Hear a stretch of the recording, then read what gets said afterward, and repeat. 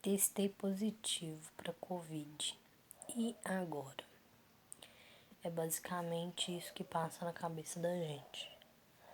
A partir do momento que a gente tem a dúvida, a gente tem medo, muito medo.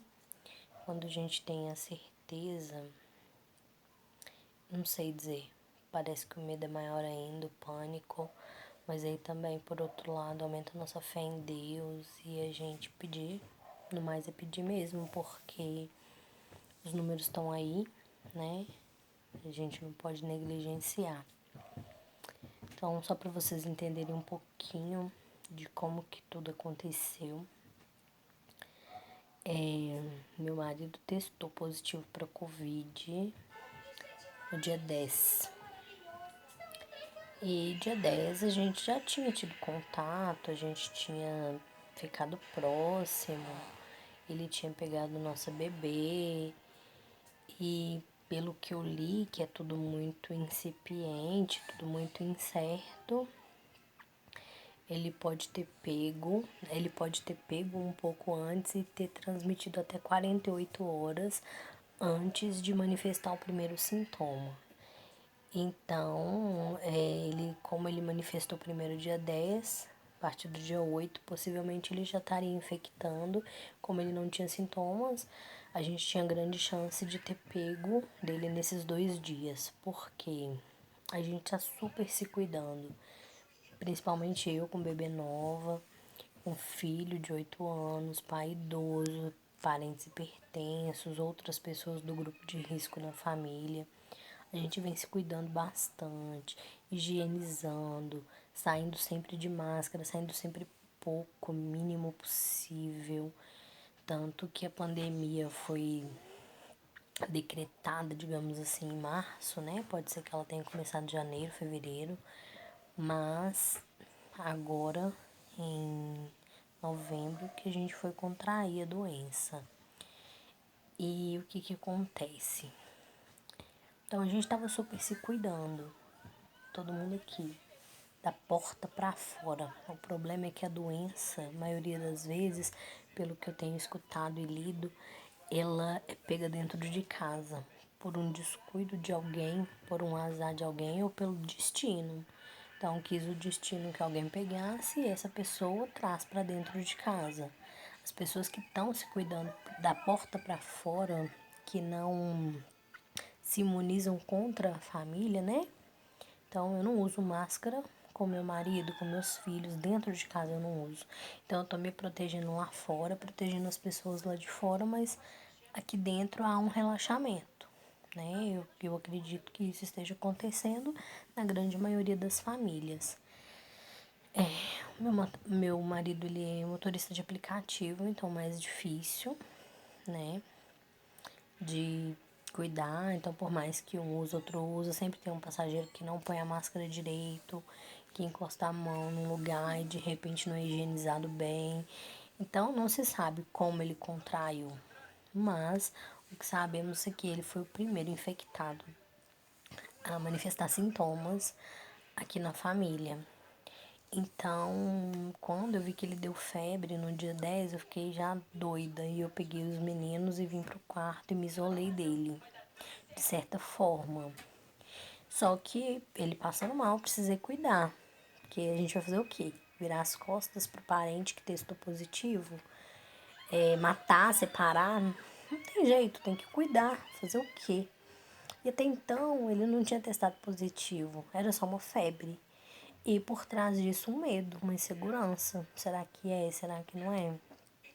Então eu cuidei dele. Pus os meninos no quarto, mas cuidei dele. Porém, ele já tinha tido contato com os meninos no dia 8, no dia 9, dias atrás. A gente não se sabe direito quando a pessoa é infectada, antes dos sintomas, tudo muito incerto. Então ele já tinha tido contato com as crianças, comigo. E eu passei a ficar não tão perto dele, mas cuidando, medicando, aferindo temperatura. E enquanto a gente estava só na desconfiança, embora eu tenha colocado os meninos separados dele, eu fiquei cuidando dele. Então, tive uma proximidade. Toda hora que eu aferia a pressão, que eu olhava a temperatura, alguma coisa, eu lavava as mãos muito bem, passava álcool em gel. Enfim, levei ele ao médico e ele foi... O médico não foi feito assim, fiquei impressionada. Não foi feito nenhum tipo de exame. Esse exame PCR, que é o exame que detecta a Covid, na minha opinião, o governo tinha que dar um jeito, sei lá, corta alguma coisa que é menos útil, gente, mas sai testando, sai fazendo PCR em todo mundo. Poxa, fazem em todo mundo, se for o caso.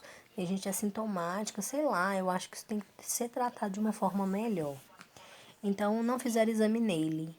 E de acordo com os sintomas que ele falou, falaram que era bem provável que fosse dengue. E nós voltamos para casa. Só que com o diagnóstico de dengue, eu dei uma tranquilizada, uma relaxada.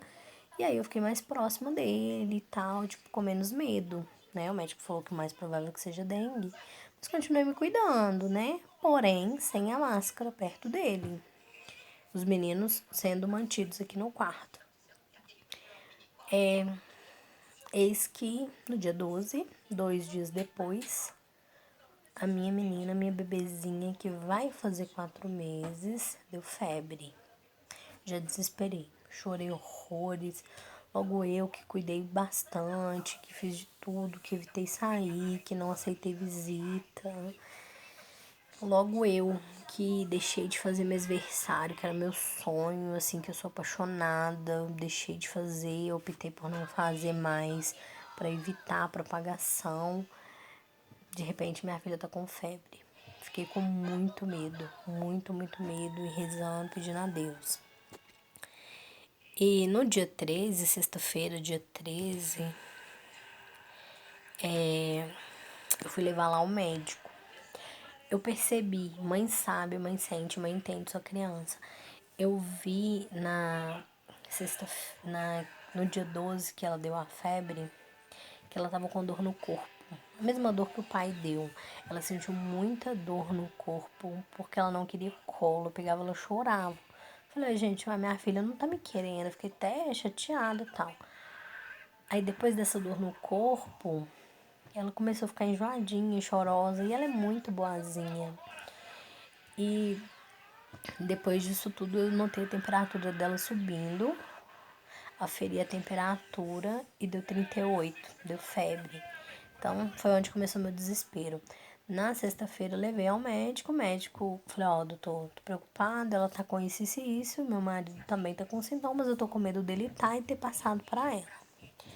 Aí o doutor falou, não, o dela é ouvido, com certeza, e passou medicação para ouvido. Falei, ó, doutor, meu marido tá até ali. Aí ele falou, meu marido falou com ele que tava bem melhor, que não sei o que, na sexta-feira ele tava bem melhor. Aí o doutor falou, não, se ele melhorou, provavelmente era dengue mesmo. O SUS não tá fornecendo o exame, então os médicos também, eles não têm recursos, eles têm que trabalhar com hipótese. Esses números aí são muito furados que passam na televisão, porque na verdade a coisa é muito pior do que parece.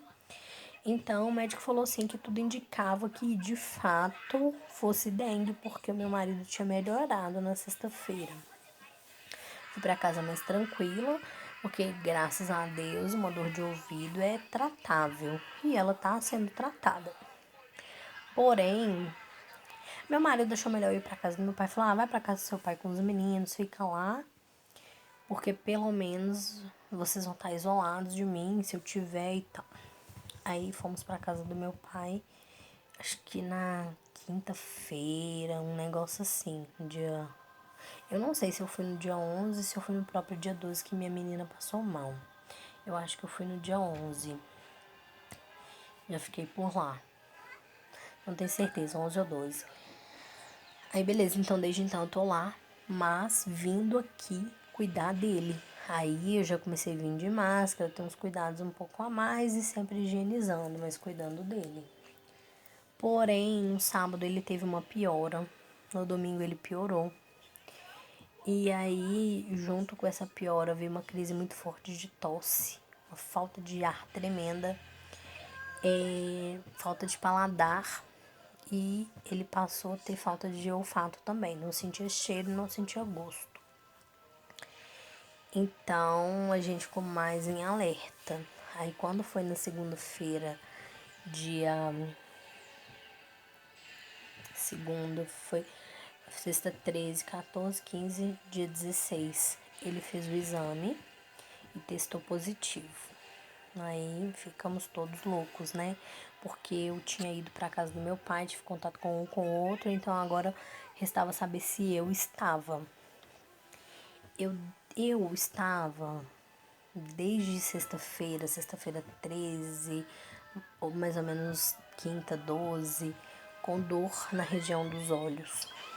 É uma dor, como se fosse dor de cabeça, uma dor forte, mas na região dos olhos. Foi o que eu senti. Mas quando foi ontem, meu pai passou um café e eu não senti um cheiro. Eu sou apaixonada por café. Fiquei preocupada. Falei, passei café, você quer? Achei estranho porque eu não senti o cheiro, aceitei. Fui tomar. Era como se fosse água quente. Não era gosto de café, era gosto de água quente. Aí eu fiquei intrigada com aquilo ali. Comecei a comer várias coisas, experimentar. Não senti gosto de nada.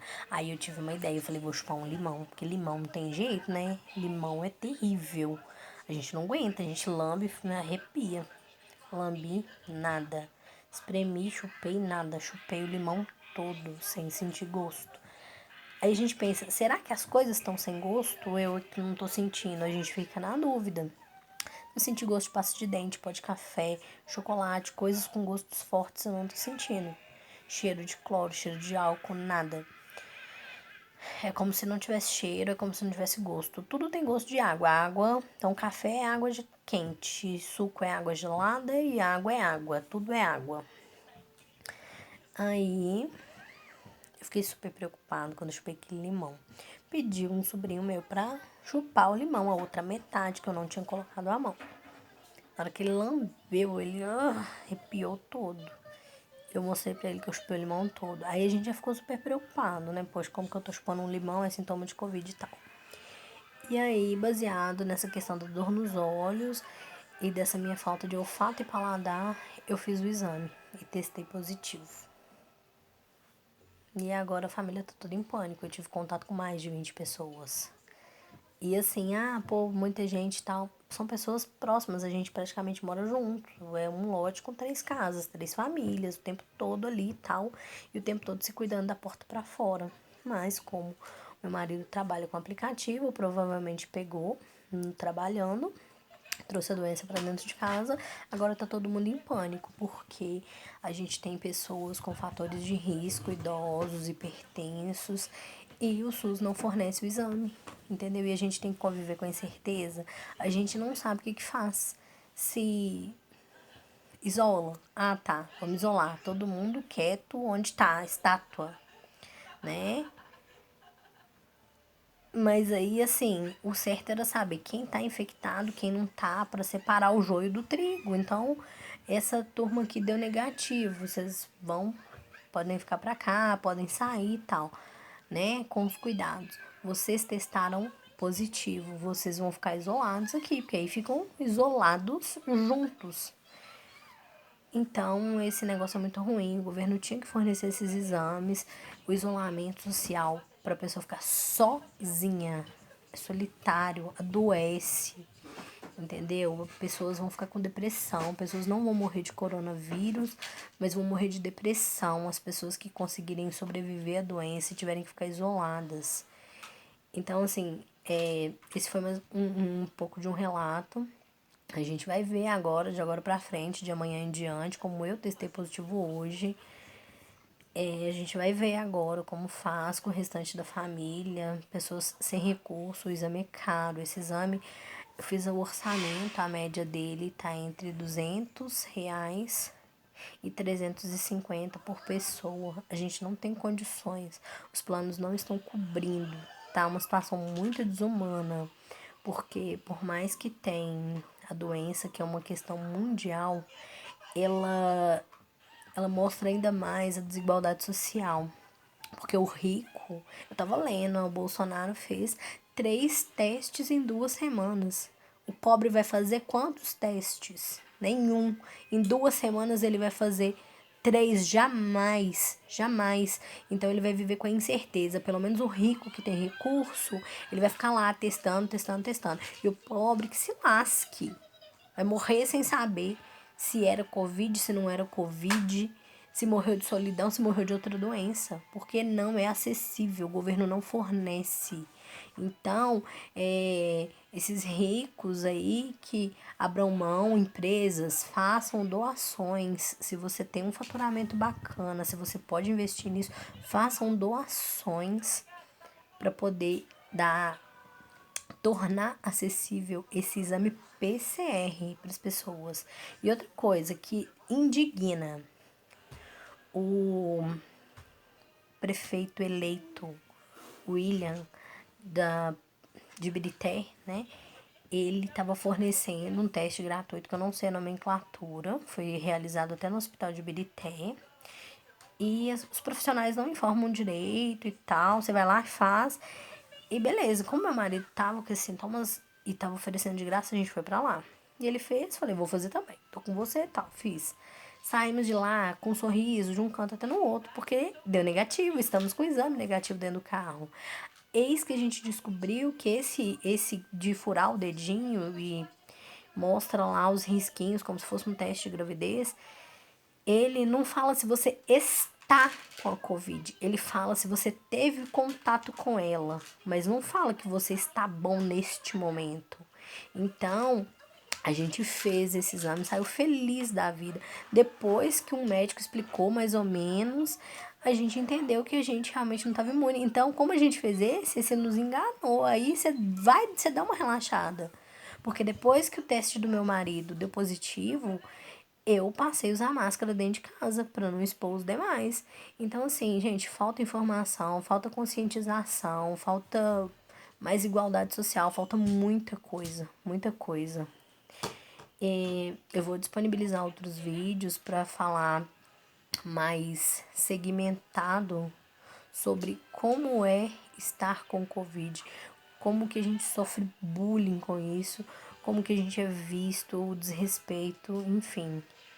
Vejam os próximos para vocês entenderem, porque a cada etapa eu tô buscando entender e eu tô fazendo questão de compartilhar, porque não é justo as pessoas não saberem que eu estou, não saberem que a minha família está e que eles têm que se prevenir, que eles têm que tomar cuidado ao chegar perto de mim. Os vizinhos acham que podem chegar uns perto dos outros sem máscara. Na minha rua aqui mesmo, vários vizinhos se misturam sem máscara. Então, assim, poxa, seu vizinho, o perigo pode estar dentro da sua casa, o perigo pode estar do lado da sua casa. Então, cuidem-se ao máximo. Eu estou. Então, evitem chegar perto de mim, pelo menos dentro de 14 dias. Sei lá, hoje tá perdendo a noção. 18. Até fechar novembro, evita contato comigo, com a minha família. Estamos em quarentena. Então, assim, falta informação, falta conscientização, falta muita, muita coisa.